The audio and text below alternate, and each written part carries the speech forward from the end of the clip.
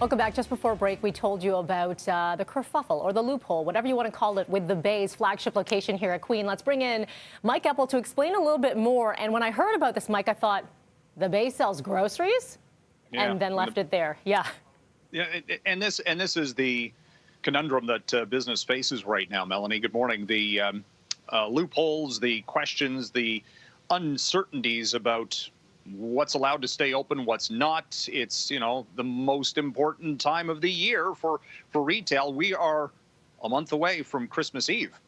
So it's, make or break time for a lot of the retail space. The Hudson's Bay Queen Street store was open yesterday because they said, well, we've got a Pusatteri's in the basement.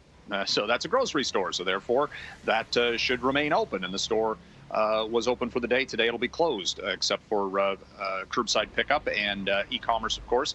And some other stores, we're hearing anecdotally, may just, defy the laws and just say we're open and, charge us, because otherwise we're going to have to shut down. So, this is what the Canadian Federation of Independent Business has been warning about.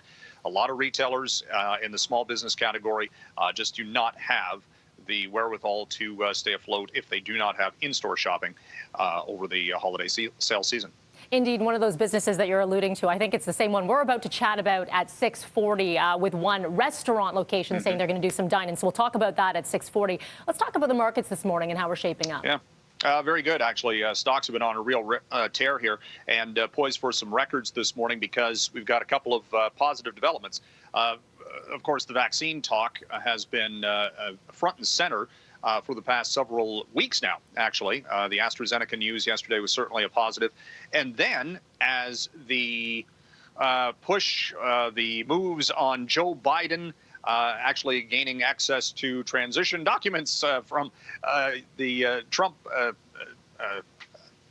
administration, this is finally getting some clarity. And the fact that the talk yesterday was the president-elect is selecting Janet Yellen, the former Federal Reserve chair, to be Treasury Secretary, that is seen as a market positive as well, because when she was the chair of the world's most powerful central bank, she was seen as a moderate.